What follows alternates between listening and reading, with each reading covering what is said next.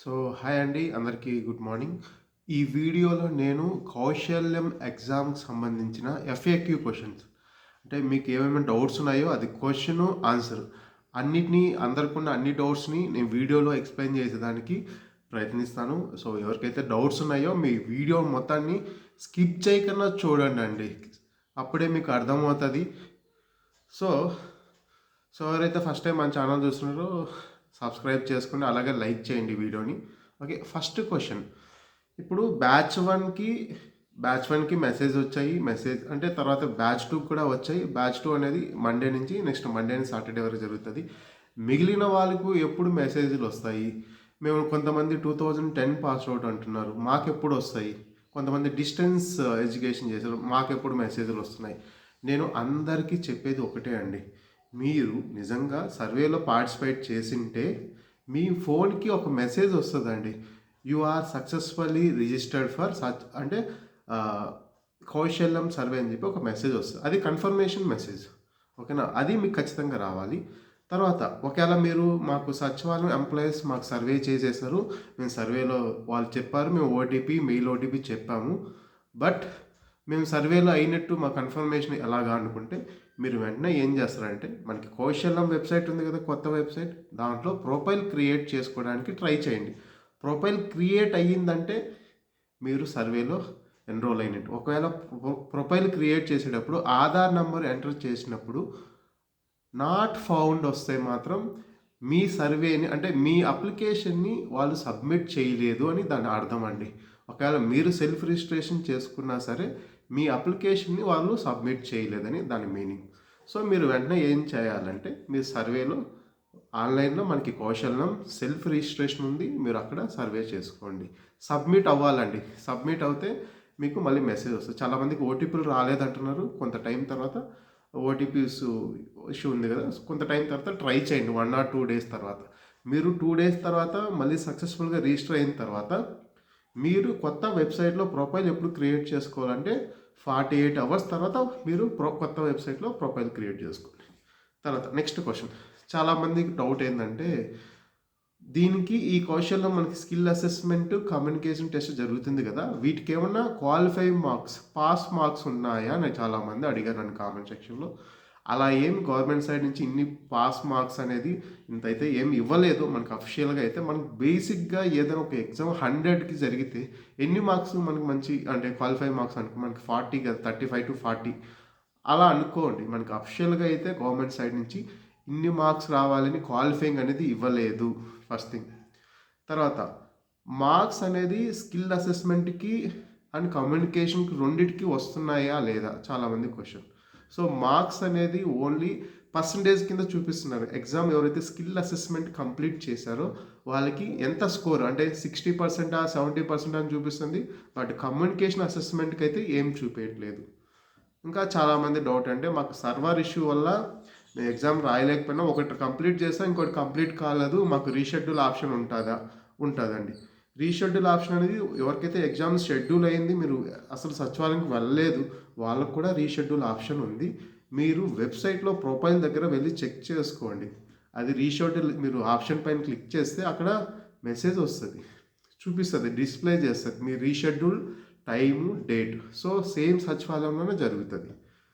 తర్వాత third question. చాలామందికి BTech వాళ్ళు, వేరే వాళ్ళు సంబంధించిన వాళ్ళు ఉంటారు కదా, మాకు టెక్నికల్ క్వశ్చన్స్ సిలబస్ చెప్పండి, మాకు ఎగ్జామ్ పేపర్ ఏ విధంగా ఉంటుంది చెప్పండి అని చెప్పి కామెంట్ చేస్తాను. నేను డిస్టెన్స్లో ఎడ్యుకేషన్ చేశాను, నాకు టెక్నికల్ క్వశ్చన్స్ ఎలా ఉంటాయని చాలామంది అడుగుతున్నారు. మీకు అందరికీ నేను ఒకటే చెప్పేది పాయింట్ అంటే, ఈ టెక్నికల్ క్వశ్చన్స్ ఏవైతే ఉన్నాయో, మీరు కౌశల్యం ప్రొఫైల్ రిజిస్ట్రేషన్ చేసుకుంటారు కదా, అక్కడ మీరు స్కిల్స్ ఏవైతే పెడతారో, సపోజ్ మీకు టాలీ వచ్చు, మైక్రోసాఫ్ట్ ఎక్సెల్ వచ్చు, పైథాన్ వచ్చు, జావా వచ్చు, జావా స్క్రిప్ట్ వచ్చు అనుకోండి, దానిపైనే టెక్నికల్ క్వశ్చన్స్ అనేది ఉంటాయి. ఆ టెక్నికల్ క్వశ్చన్స్ కూడా కోడింగ్, మీరు పైథాన్ బెటర్ అనుకుని కోడింగ్ రిలేటెడ్ క్వశ్చన్స్ కూడా కొన్ని ఉంటాయి. అలాగే బేసిక్ డెఫినేషన్స్ ఉంటాయి ఎక్కువ టెక్నికల్ క్వశ్చన్స్. సో ఎవరైతే టెక్నికల్ క్వశ్చన్స్ ఏముంటాయో అని అడుగుతున్నారు కదా పేపరు, మీకు ఇదే అండి నా ఆన్సర్. సో మీరైతే దాన్ని బట్టి 20 క్వశ్చన్స్ ఉంటాయి టెక్నికల్ క్వశ్చన్. స్కిల్ అసెస్మెంట్లో టోటల్ 40 క్వశ్చన్స్, 10 ఏమో ఆప్టిట్యూడ్ క్వశ్చన్, 10 ఏమో సైకోమెట్రిక్ క్వశ్చన్. 45 మినిట్స్ ఉంటుంది. సో నెక్స్ట్ ఇంకా కామన్గా అడిగే డౌట్ ఏంటంటే, మెసేజ్ రాని వాళ్ళకి ఎప్పుడు వస్తుంది? దాదాపు 25 లక్షల మంది సర్వేలో పార్టిసిపేట్ చేశారు కదా, మెసేజ్ ఇంకా మాకు రాలేదు, మాకు ఎప్పుడు వస్తుంది అంటే, మీరైతే వెయిట్ చేయండి. మీరైతే ఫస్ట్ అయితే అసలు మీరు సర్వేలో సబ్మిట్ చేశారు లేదని చెక్ చేసుకోండి సర్వేలో. సో ప్రొఫైల్ రిజిస్ట్రేషన్ చేసుకోండి, దాన్ని బట్టి మీకు రిజిస్టర్ అయితే మీరు సక్సెస్ఫుల్గా అయినట్టు మీకు మెసేజ్లు వస్తాయండి. 1 బై వీక్. ఇప్పుడు ఇక్కడ ఎవ్రీ వీక్ నడుస్తుంది. ఇప్పుడు 2 వీక్స్, నెక్స్ట్ వీక్ కూడా మెసేజ్లు వచ్చేసి మీకు వాట్సాప్ కానీ మెయిల్కి కానీ మెసేజ్ వస్తుందండి. ఓకేనా? అక్కడ క్లియర్గా మెన్షన్ చేస్తారు డేటు, టైము, సచివాలయం. ఎగ్జాక్ట్గా ఆ 3 అయితే మీకు వస్తాయండి. మామూలు నార్మల్ మెసేజ్ కూడా వస్తుంది. ఈ 3 వస్తాయి. నెక్స్ట్, సో ఇక్కడ చాలామంది డౌట్ ఏంటంటే, నెక్స్ట్ ఈ లీడర్ బోర్డు గురించి చెప్పండి. ఈ లీడ్ బోర్డు ఎలా ఉంటుంది అంటే, మీరు ఎగ్జామ్ కంప్లీట్ అవుతుంది కదా, ఎగ్జామ్ కంప్లీట్ అయిన తర్వాత పాయింట్స్ అనేది లీడర్ బోర్డుకి యాడ్ అవుతాయండి. అసెస్మెంట్ కంప్లీట్ చేసిన తర్వాత అక్కడ ర్యాంకింగ్ ఉంటుంది.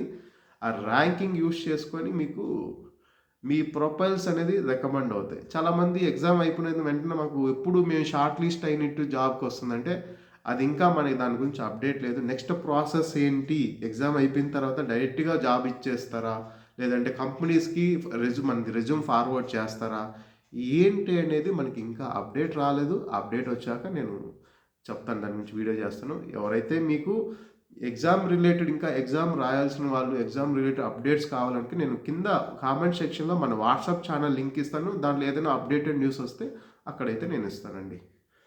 తర్వాత చాలామందికి ఇంకో క్వశ్చన్, ఎగ్జామ్ రాసేటప్పుడు మేము ఏం చేయాలి? ఎగ్జామ్ హాల్లోకి వెళ్తాం కదా, వెళ్ళాక ఫస్ట్ మేము ఏమేమి పర్మిషన్స్ ఇవ్వాలి, ఎలా స్టార్ట్ చేయాలని చెప్పి అడిగారు.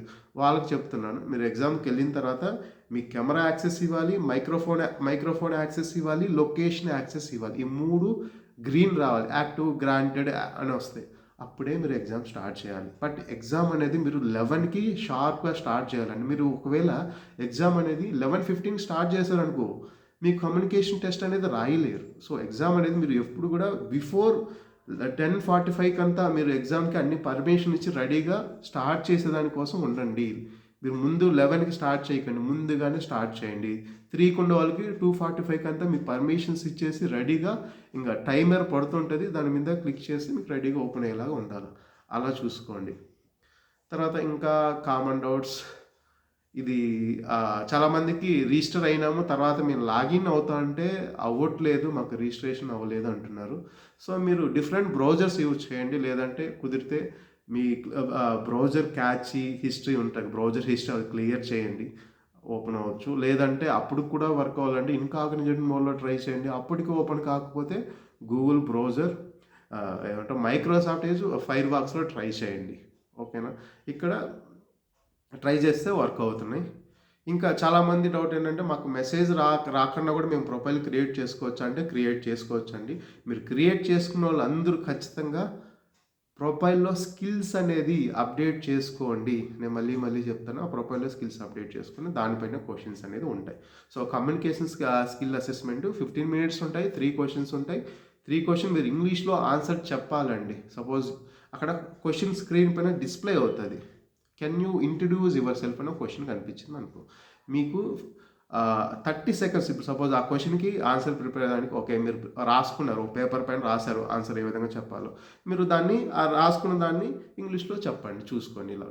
So my name is Raja Bhupathi, I'm from Tirupati, I have completed my BTech in electronic communication engineering. అలా రాసుకొని పేపర్ పైన మీరు ఆన్సర్స్ అనేది ఆ విధంగా ఇవ్వండి.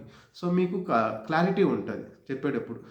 ఓకేనా? రాసుకోండి ఫస్ట్ ఆ క్వశ్చన్స్కి ఆన్సర్స్ అనేది ఏ విధంగా చెప్పాలో రాసుకోండి. దాని తర్వాత మీరు ఆన్సర్స్ ఇవ్వండి. 30 సెకండ్స్లో మాట్లాడాలి ఇంగ్లీష్లో. ఓకేనా? ఇంకేదన్నా డౌట్స్? ఆల్మోస్ట్ నేను అన్ని FAQs అనేది ఆన్సర్ చేశాను అనుకుంటున్నా. బీటెక్ వాళ్ళకి కోడింగ్ క్వశ్చన్స్ అయితే వస్తున్నాయి. మీరు స్కిల్స్ మళ్ళీ చెప్తున్నా, మీరు స్కిల్స్ ఏవైతే పెడతారో వాటిపైనే టెక్నికల్ క్వశ్చన్స్ అనేది ఉంటాయి. దీనికైతే మార్క్స్ అనేది ఓన్లీ స్కిల్ అసెస్మెంట్కి డిస్ప్లే అవుతున్నాయి పర్సంటేజ్లో, కమ్యూనికేషన్ అసెస్మెంట్కి ఏం డిస్ప్లే అవ్వట్లేదు. దీనికి ఏం పాస్ మార్క్ లేదు, నెగిటివ్ మార్కింగ్ ఏం లేదు. ఓకేనా? సో ఆల్మోస్ట్ అన్ని డౌట్స్ అనేది నేను క్లారిఫై చేశాను అనుకుంటున్నాను. ఇంకా ఏదైనా నేను పాయింట్స్ మిస్ అయ్యింటే మీరు దయచేసి కామెంట్ చేయండి. ఇంకా ఎవరైనా మన ఛానల్ సబ్స్క్రైబ్ చేసుకోవాలంటే లైక్ చేసి సబ్స్క్రైబ్ చేసుకోండి. ఈ వీడియోని మీ ఫ్రెండ్స్ అండ్ ఫ్యామిలీ మెంబర్స్ కూడా షేర్ చేయండి. చాలామందికి చాలా డౌట్స్ ఉన్నాయి, కన్‌ఫ్యూజన్‌లో ఉన్నారు. సో, నాకు చాలా వందల కొద్దీ మెసేజ్‌లు వచ్చాయండి. సో, నాకు అందరికీ రిప్లై ఇవ్వడానికి సరిపోవట్లే, టైం సరిపోవట్లే. వన్ టు వన్ ఇవ్వాలంటే కష్టంగా ఉంది. అందుకోసమే ఈ వీడియో చేశాను, FAQs. So, thank you so much for watching.